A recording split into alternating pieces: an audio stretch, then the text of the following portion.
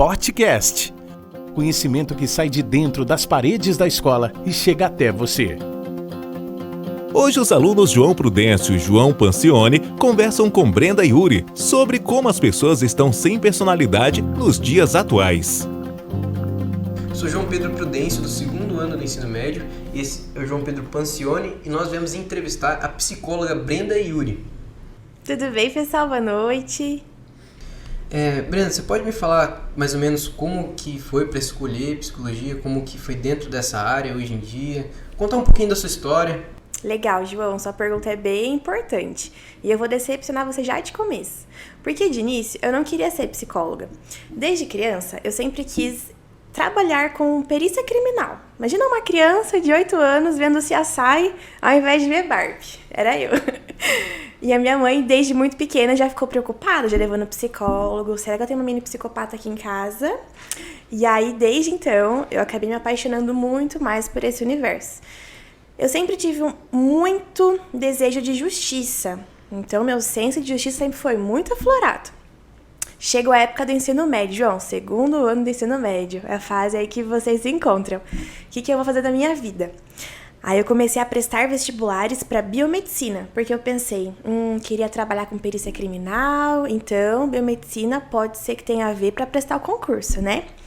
Aí eu prestei cerca de 14 faculdades, passei biomedicina. Aí no dia da matrícula, na secretaria, a moça confirmou assim, Brenda, o curso é biomedicina, né? Eu falei, dá pra trocar pra psicologia? E eu nunca tinha pesquisado nada de psicologia. Então eu falo, João, que é a psicologia que me escolheu. Só que foi um casamento que deu muito certo. Eu brinco que a faculdade é um casamento que não vai dar errado, porque não tem divórcio. Então a partir do momento que você escolhe uma faculdade, você vai se encontrando, se adaptando. E aí eu me formei aqui na UniFSP no ano de 2020, ano de pandemia. Foi muito difícil. E hoje, 2024, com muito orgulho e muita honra, eu estou aqui na UniFSP como professora de psicologia e também estou coordenando o curso, junto com a Patrícia, né, da Engenharia Civil. Então, eu estou na psicologia enquanto coordenadora, né, vim correndo aqui, subir na escada, até brinquei com você, né, que eu tenho 8 empregos. Então, vamos lá por partes. Eu trabalho na clínica também, enquanto psicóloga clínica, atendo demandas infantis, adolescentes, de adulto, idoso. Mas o meu foco central é na área da psicologia criminal. Então, eu sou perita psicóloga pelo Tribunal de Justiça de São Paulo, eu sou assistente técnica jurídica, atuo em casos no Brasil todo, casos envolvendo assuntos delicados, por exemplo, estupro de vulnerável, disputa de guarda, alienação parental. Eu atendo em muitas penitenciárias. Então, aqui na região toda, eu faço atendimento com sentenciados de crimes um pouco delicados, né? Já estive frente a frente com psicopata, com serial killer, assassino. E, assim, é um trabalho muito importante. Eu vou explicar para vocês depois o porquê. E eu também atuo enquanto professora de cursos que ensinam e formam outros psicólogos que querem atuar nessa área. Porque é uma área que tem muito trabalho e tá faltando profissional para fazer isso, certo? Então, hoje em dia, eu acabo dividindo a minha agenda em 3 turnos, né? Acordo aí já vou para parte de estudo também, porque eu faço mestrado já em psicologia criminal na Espanha, é um mestrado online. E aí eu sou especialista também em investigação criminal e psicologia forense. Amanhã, inclusive, eu vou dar um curso online sobre atuação do psicólogo nesse contexto. E no dia 25 de maio, na UniFSP, eu vou dar um curso de criminal profiling. Como é que a gente analisa perfis criminais, como que a gente faz o estudo de uma cena de crime. Então, fica o convite aí para vocês também, se quiserem participar. Eu acho que é isso, me apresentei. Apresentou bem. Assim, você saberia dizer pra gente como que as pessoas conseguem desenvolver sua personalidade? Com certeza, João, vamos lá. Primeiro, eu acho que é interessante a gente entender o que é a tal da personalidade, certo? Então, vamos lá. Existem várias teorias, o que nós estamos falando hoje é psicologia, é ciência, tá? Então, quando a gente fala de personalidade, nós estamos falando de um conjunto de fatores que moldam e formam quem você é. Por exemplo, temos aqui o João Pancione, temos aqui o João Pedro, certo? Então, nós temos duas pessoas que se chamam João. Quantos anos você tem? 15. 15, você? 16. 16. Eu tenho certeza que se eu ficar aqui mais uns 10 minutinhos, eu já consigo perceber algumas diferenças entre vocês. E isso é a personalidade. É um conjunto de fatores que moldam quem você é. Se você é uma pessoa mais introspectiva, se você é mais extrovertido, se você tem tendência para mexer com artes visuais, com tecnologia, ou se você gosta mais de escrita. Então, a personalidade é algo que a gente desenvolve por toda a vida, tá? Então, teorias antigas sugerem que a nossa personalidade é formada até os 7 anos de idade. Por exemplo, né, lá antigamente, quando os psicólogos começaram a estudar esse conceito, a criança tinha muito aquela visão de ser um anjinho, sem pecado, né, sem erro. Só que aí você descobre que tem criança que mata um gatinho da casa, né, que começa a fazer algumas coisinhas que não são tão legais. Então, a partir disso, a gente começou a investigar um pouco melhor sobre o comportamento humano. E tem teorias mais recentes que afirmam que a nossa personalidade, ela se forma e vai se moldando até os 21 anos de idade e contando, e continuando. Então, é uma questão mutável. Nós temos fatores mentais, psicológicos, ambientais. Então, o ambiente determina muito como que vai ser a sua personalidade. Existem pessoas que falam sobre é que eu sou uma pessoa que tem um gênio muito forte, eu sou uma personalidade muito forte, né? O que quer dizer isso? Então, quer dizer que essa pessoa, às vezes, ela consegue falar o que ela pensa, ela tem opinião já formada. Tem outras pessoas que, às vezes, têm a personalidade um pouquinho mais fragilizada. Por exemplo, às vezes não consegue se comunicar em público, tem muita vergonha. Então, são aspectos que diferenciam a gente um do outro, né? Então, nós temos essa questão aí envolvendo muitos outros fatores, né? Crianças, por exemplo, que nascem em famílias disfuncionais, com muitas brigas, em um lar, infelizmente, turbulento. A tendência é que ela também molde a sua personalidade dessa forma. Infelizmente, tendo algumas questões mais agressivas na sua personalidade. E nós temos também algumas teorias da psicologia que falam sobre persona. O que é persona? Nós temos a persona no marketing, né? Por exemplo, nós temos aqui hoje uma persona, né? Vocês estão aqui enquanto estudantes, incorporando a persona aqui do Portinari, que tem a caneca, a identidade visual. Mas nós temos a persona de cada um. É a forma que a gente se mostra para o mundo, certo? Então, por exemplo, vocês, por enquanto, estão estudantes do ensino médio. É a persona de vocês, certo? Mas vocês também têm a persona de filho, de irmão. Fazem algum esporte? Faço judô. Judô? Não sei se classifica como esporte, mas faço academia. Academia também? Na verdade, eu fazia judô. Parei por um tempo, tô voltando agora. Eu sei como é. Então, eu também fazia judô. Sou campeã paulista de judô. Em 2017, eu aposentei o kimono com faixa de ouro. É um esporte que trabalha muito a personalidade. Sabe por quê, João? Tenho certeza que o seu sensei te ensinou sobre filosofia de vida, valores, resiliência, respeito. Então, pessoas, e principalmente crianças que crescem em um esporte, elas acabam também desenvolvendo ainda mais a sua personalidade. Porque o esporte tem essa questão, né, de força, resiliência, respeito, valores. E aí chega uma hora da vida que tem que escolher, né? Se vai continuar lutando, se vai estudar, né? E os caminhos aí acabam se cruzando, né?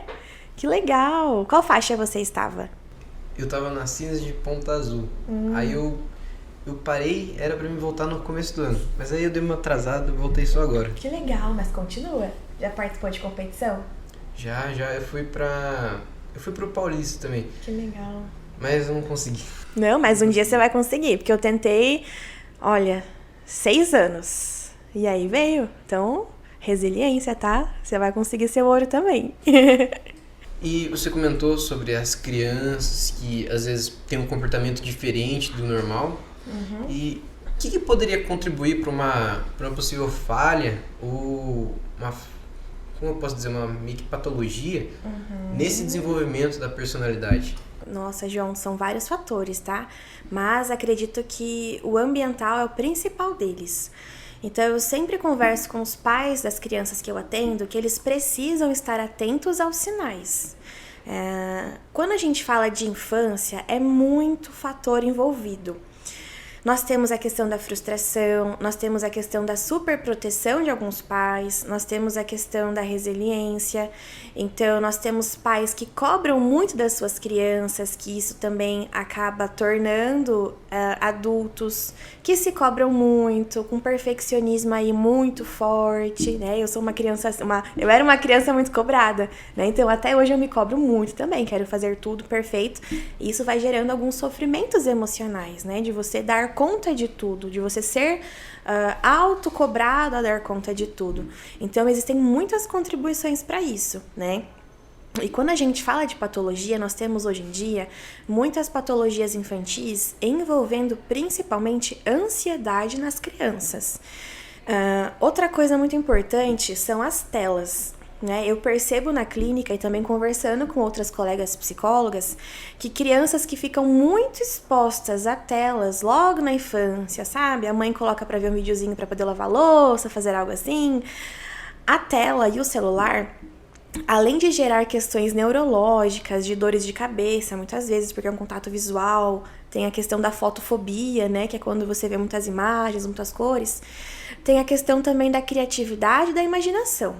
Então, quando a criança está no celular vendo um joguinho, ela cansa, ela vai instalar outro joguinho, ela vai abrir outro vídeo, não há espaço para imaginação. E são crianças que quando vêm para a clínica para atendimento, elas não sabem brincar. Eu atendo aqui na Clínica Multineura de Avaré e nós temos um playground gigantesco lá, com piscina de bolinha, com tirolesa, com brinquedos, tapete, muita coisa. Crianças que têm exposição à tela chegam pra mim no atendimento, ai tia, cansei, quero fazer outra coisa. Aí eu falo, mas meu amor, tem tanta coisa pra fazer com essa caneca, ela pode virar um caminhão, um depósito, pode virar isso, aquilo. Então a criança acaba tendo uma pausa na sua imaginação e na sua criatividade. O fator, então, humano, o fator paterno, materno é muito importante. E quando a gente fala de psicologia infantil, nós também estamos falando das figuras parentais. Não necessariamente pai vai ser o pai biológico. Pai e mãe é a pessoa que exerce a função. Então, digamos que nós temos uma família onde a criança é criada pela avó e pela mãe. Quem que é a figura paterna dessa família, por exemplo? Pode ser um avô, pode ser um tio, é a pessoa que exerce aquela função. O que a gente espera, então, dos pais e das mães? O pai tem que ter aquele olhar mais rígido? Talvez não, mas a mãe, por exemplo, tem muito aquele paradigma de ser mais carinhosa, de conversar com a criança. Então, espera-se desses papéis algumas funções. Então, o fator ambiental é muito importante e contribui muito para a formação da personalidade das crianças, viu? E você acha que essas crianças que, por exemplo, não têm uma figura paterna crescem mais sem personalidade? Depende, João, porque assim, se ela cresce sem a figura paterna, precisa se encontrar outra figura para exercer essa função e para que ela tenha aquilo que é esperado, sabe? Às vezes uma avó que leva para jogar futebol também pode exercer sim essa função. Então nós estamos falando de cada caso é um caso, depende muito. E você falou também que as crianças de hoje em dia ficam muito nas telas, que isso prejudica. Então as pessoas de antigamente, você acha que elas têm uma personalidade mais forte por causa disso? Depende também, João, porque assim, eu vejo hoje em dia muito aquele discurso, né? Na minha época não era assim, na minha época era diferente. Eu acredito que nós estamos falando de gerações diferentes, né? Nós temos hoje em dia geração Y, Z, Baby Boomers, muitas gerações aí que a internet criou, né? Só que se a gente parar pra pensar, cada geração tem o seu desafio, sabe? Então, quando a gente fala de personalidade forte, o que a gente tá querendo dizer com isso, né? Tem muito essa questão que o próprio senso comum nos traz, né? A pessoa é forte, a pessoa é fraca. Então, eu acredito que antigamente tinha muito essa questão de cobrança. Por exemplo, né, tem um estudo recente que comprova que, antigamente, as pessoas, às vezes por falta de acessos, elas saíam, por exemplo, do ensino médio e ao invés de entrar numa faculdade, elas já casavam, já tinham filhos, já compravam sua casa, tinham muito esse olhar para o familiar, para o ambiental, assim, na questão do lar. Hoje em dia, saímos do ensino médio já pensando numa faculdade, por exemplo, né? Porque os acessos talvez estejam mais facilitados, talvez a gente tenha discutido um pouco mais sobre educação. Então eu creio que cada geração tem o seu desafio, viu? E as redes, elas também fazem muito isso, né, com a gente. Tipo, trazendo mais pra essa parte das redes sociais. O que você acha que mais mudou, assim, no comportamento humano desde antes e depois das redes sociais? Quanto à ansiedade, à comunicação. Eu não lembro agora qual, mas lembro que eu vi um artigo de um neurocientista que ele falou sobre isso, que as pessoas elas estão ficando meio que cada vez menos inteligentes por conta das redes, por conta da comunicação, que muito é a principal, né, forma de troca de informações e de aprendizado do ser humano, e que as pessoas elas estão perdendo a inteligência por conta de informações meio que fúteis, assim, sabe? O que você acha disso, das redes sociais antes e depois? Certo. Ou as consequências dela? Vamos lá, as redes sociais são ferramentas importantíssimas e que desde a pandemia ganharam muito mais força, né? Principalmente as videochamadas aí com familiares de outros estados, de outros locais do mundo. Só que nós também temos uma questão que é o fator exposição, né? Nós temos a rede social como uma ferramenta muito positiva, mas tudo que é positivo também tem um lado sombra, tem um lado negativo. Por exemplo, a rede social tem muito essa questão de comparação. Quantos seguidores eu tenho, quantos eu deixei de ter. Tanto que o Instagram até fez uma manobra de tirar o número de curtidas por um período. Lembra que teve essa questão? Quantas curtidas tem a publicação? Não dava para enxergar a quantia, apenas quem foram as pessoas que curtiram. Porque estava gerando muito sofrimento psíquico nas pessoas, certo? Então, quando você fala sobre esse estudo do neurocientista, estamos falando de algo sim que é correto. Lá na UniFSP, eu tenho um grupo de alunos do 2º ano de psicologia que fez um estudo muito bacana. Eles entraram na sala de aula, eles compararam quanto tempo de tela os estudantes tinham e fizeram um ranking. Então, assim, de 19 a 24, aí calcularam lá.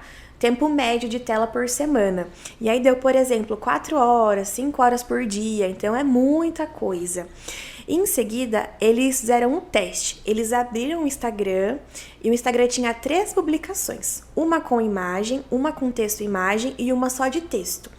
E aí eles tinham que escolher qual eles iriam ler.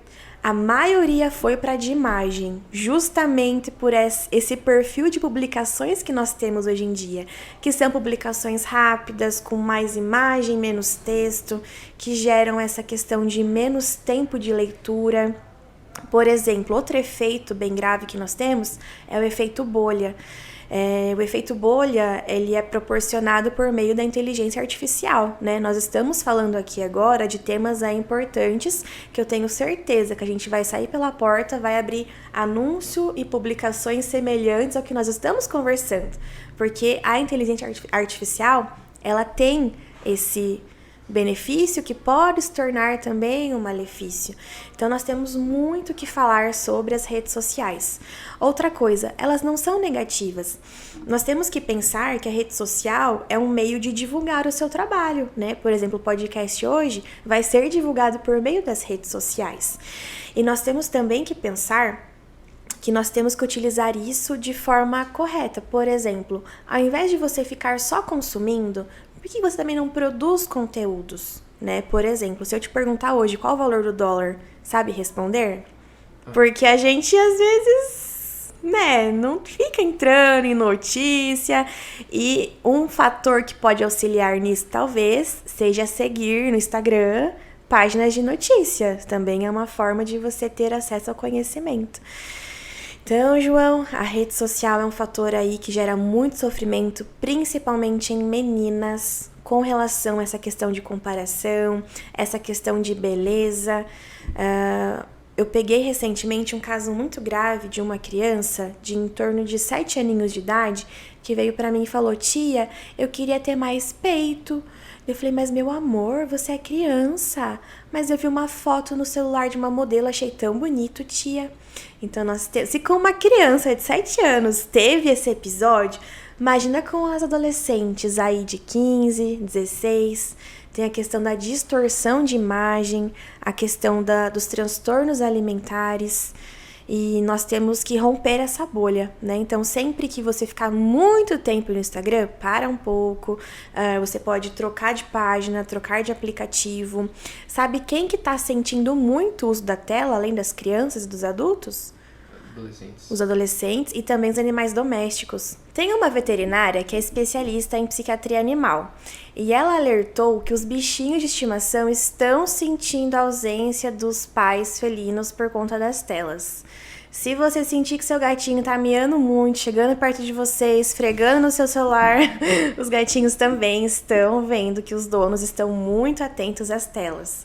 As crianças também desenham muitas vezes nos testes psicológicos a mãe, o pai com o celular na mão. Então, fator tela e rede social, nós temos muito assunto para dar corda ainda, viu? Você acha que os humanos, tipo, as pessoas são influenciáveis, tipo, por causa da personalidade? Em que sentido, João, você fala? Manipuláveis, entre aspas, assim.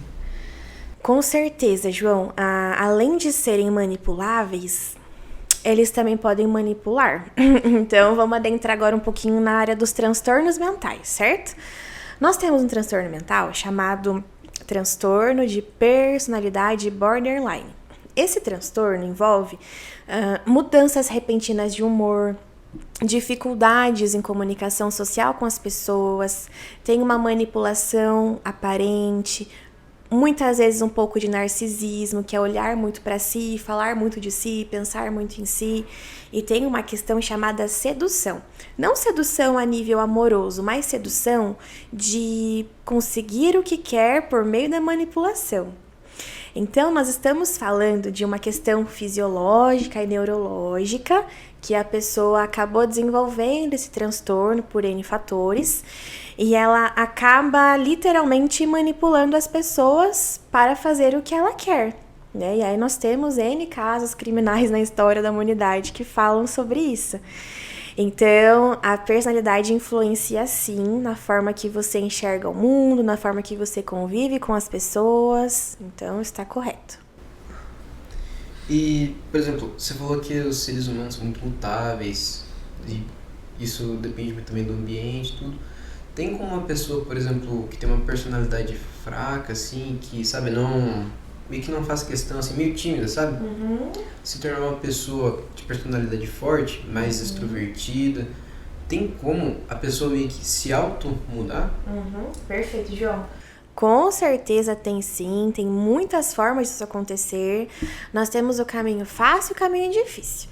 Caminho fácil: cursinhos de autoajuda, coach, palestras motivacionais. É lindo, não é? Você vai na palestra motivacional, você fala: putz, vou virar a chave.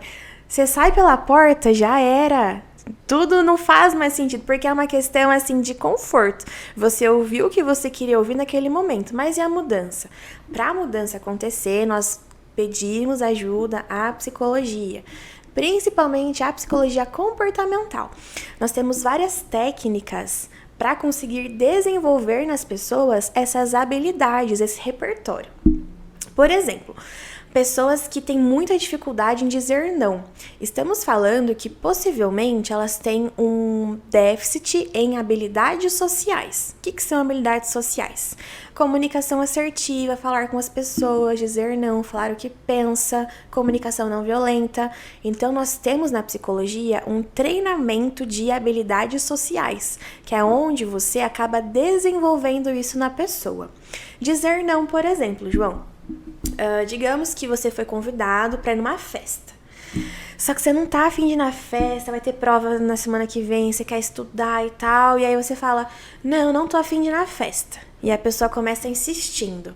Tem uma técnica que se chama a técnica do disco arranhado, onde você vai repetir a mesma coisa para a pessoa várias vezes. tá? Então, você me convidou para ir na festa, não estou afim. João, muito obrigado pelo convite, mas eu não irei, pois tenho que estudar.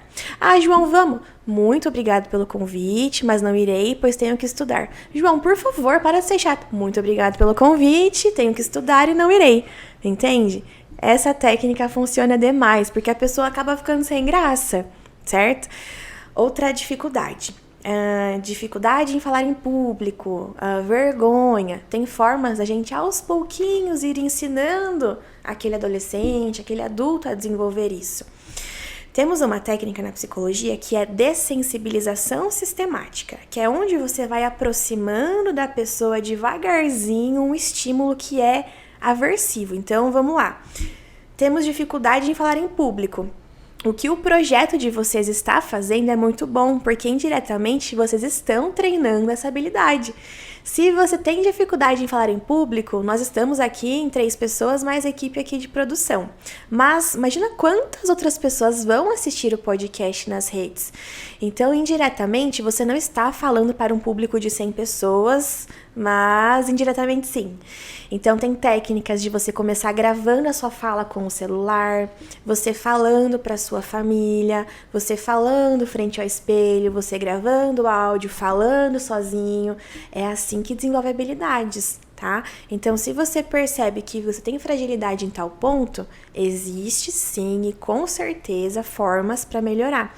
E formas muito tranquilas, viu? Eu falo que a psicologia às vezes dói, mas a gente não dá injeção, a gente não morde, não faz experimento mais, não fica dando choque nas pessoas. Então, existem formas não traumáticas de desenvolver, sim, muitas habilidades, viu, galera? A psicologia, tipo, às vezes os pacientes vai a primeira vez no seu consultório, não sei se você tem um consultório, mas as pessoas vão a primeira vez, elas sentem medo.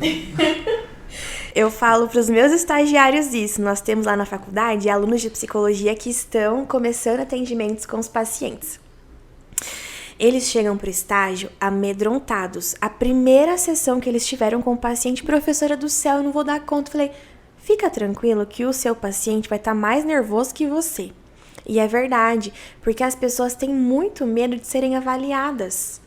Sabe, aquele contexto de avaliação, as pessoas ficam tensas com isso. Então, tem muitas, assim, que chegam, eu tô com medo de falar alguma coisa errada. Só que, pensa, não tem certo e errado. A sua vida é uma só, a gente não tá numa corrida, sabe? Cada um tem a sua forma, suas dificuldades, suas habilidades, potencialidades, fragilidades. O objetivo da psicoterapia é desenvolver o seu autoconhecimento. Claro que às vezes vai doer, porque a gente entra em contato com questões, às vezes, que doem um pouquinho. Não é legal a gente ficar falando sobre o que a gente não é bom, mas isso é uma forma de também desenvolver outras habilidades. Então, por exemplo, né, quando eu vou na penitenciária também, eu atendo muito sentenciado. E muitos também chegam morrendo de medo, né? Doutor, eu tô com medo de falar alguma coisa errada aqui e tal. Só que na psicologia não tem certo e errado, né? A gente tem pessoas diferentes, em ambientes diferentes, então tá tudo bem. E, mais relacionado, por exemplo, aos estudos. Tem como uma pessoa que não gosta de estudar, como que ela pode fazer esse processo para ela ir meio que começando a gostar do processo? Nossa, você entrou num assunto tão legal, João. Olha, enquanto eu era estudante, a gente fundou no UFSP o Núcleo de Apoio Psicopedagógico. Então, o que é isso? Até hoje ele está ativo. Nós atendemos pessoas com dificuldades de estudo e nós ajudamos ela a criar um repertório para isso. Então, eu vou dar uma receitinha de bolo para vocês aqui agora, tá? Primeira coisa, eliminar estímulos concorrentes. Se você for estudar, deixa o celular de lado, certo? Então, Brenda, mas eu consigo estudar ouvindo música clássica, ouvindo música, ouvindo... Então, você aprendeu errado, porque para você estudar e seu cérebro estar ali aproveitando o máximo da sua capacidade, eliminar estímulos concorrentes. Segundo passo, ter um lugar para você estudar, um lugar confortável que não seja a sua cama. A cama é apenas para dormir, é para descanso, certo? Então, não se pode estudar na cama. Prefira uma mesinha, uma escrivaninha, quem não tiver pode ser a mesa da cozinha, desde que, né, os familiares também respeitem, não façam barulho. Terceiro ponto, sempre comece pela atividade mais difícil, Por quê? Porque se você vai começar algo, você precisa ter um pouquinho mais de energia. Então, se você começa a estudar pelo mais difícil, que é o mais chato, você vai estar com um pouquinho mais de energia para isso e no final fica as coisas mais fáceis para você. Porque dessa forma, você viu que teve um bom aproveitamento no que é difícil, então o que é fácil, fichinha. Né? Outra coisa, é importante que vocês se deem presentes. Mas como assim, Brenda? Nós temos o método Pomodoro. O que é o método Pomodoro? São 4 ciclos de 25 minutos. Então, o que é isso? 25 minutos, você vai sentar para ler um texto que é chato. Você vai descansar por 5 minutos, mas é descanso, é sem celular. Descansar brincando com o bichinho de estimação, levantando, tomando uma água, respirando um ar. Levante, se movimente e repete o ciclo por 4 vezes. Funciona muito esse método. Outra coisa, se dê recompensas. Compita com você mesmo. Então, assim, vou competir hoje da seguinte forma. Se eu ler o texto X, eu vou assistir depois aquele episódio da série que eu quero tanto ver. Mas eu só vou merecer assistir se eu conseguir ler o texto. Outra forma. Cada um tem o seu método de ensino e aprendizagem, não adianta. Tem pessoas mais visuais, tem pessoas mais auditivas, mas uma coisa que não falha, rabisquem muito. Nós temos hoje em dia a questão do virtual, mas sempre pratiquem movimento de pinça, escrever, fazer mapas mentais. Então, o brainstorm, que é mapa mental, funciona demais. Quando você pega um assunto, coloca numa folha e destrincha ele em 1000 partes. Fica muito mais fácil de você lembrar conteúdo para a prova. Outra coisa, nós estamos acostumados com estudantes que só estudam para a prova. Então, eu vou decorar aqui o que eu preciso saber para a prova, faço a prova e depois esqueço. Então, você não aprendeu. Nós temos que pensar que a maior arma que a gente tem é o conhecimento, que nada, nem ninguém vai tirar isso de vocês. Parece clichê falar sobre isso.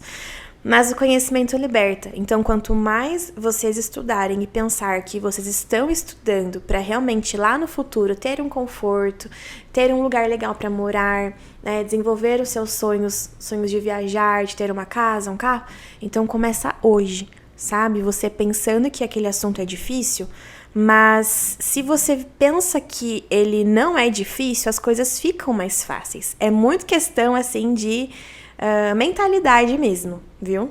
Obrigado por esse tempo que você disponibilizou pra gente e pelo bate-papo que a gente teve, que foi muito legal, foi super interessante e de extrema importância para os dias de hoje. Se você quiser falar alguma coisa a mais... Eu queria. Qual faculdade vocês pensam em fazer? Pensam em fazer algum curso específico, por exemplo? Eu penso em fazer concursos militares e depois me formar em psicologia. Verdade! Nossa, temos aqui então um futuro psicólogo, talvez também tem a área da psicologia policial, viu? Vai que você curte. Vamos conversar mais vezes. E você? Não sei, acho que pra área militar também. Acho que é mais legal. É uma pergunta que vocês devem ouvir quase frequentemente, né? Então, assim, evitem autocobrança, certo? Cada um tem o seu próprio tempo, é muito importante a gente pensar que literalmente não estamos em uma corrida, certo? E eu gostaria de abrir um convite para vocês, ensino médio. Nós estamos com um programa na UniFSP, que é o programa Um Dia de Universitário. Então, eu gostaria de convidar vocês para a gente agendar um dia para vocês passarem literalmente uma noite lá conosco, né? Porque são as noites que possuem aula. Então, funciona assim, seria uma recepção com vocês, a gente discute assuntos como dicas de estudo, organização, planos para o futuro. E no segundo bloco, vocês poderiam visitar a faculdade e assistir uma aula de um curso que talvez você ache que é interessante. Então, estenda o convite aí pro pessoal do ensino médio e a gente vai agendar daí, beleza? Beleza. Muito bem, então. Gostaram? Então compartilhem o conhecimento e sigam nossas redes sociais. Facebook, Portinari Colégio. Instagram, Colégio Portinari Avaré. Canal do YouTube, Portinari Avaré. E o Spotify, Podcast. Até o próximo podcast.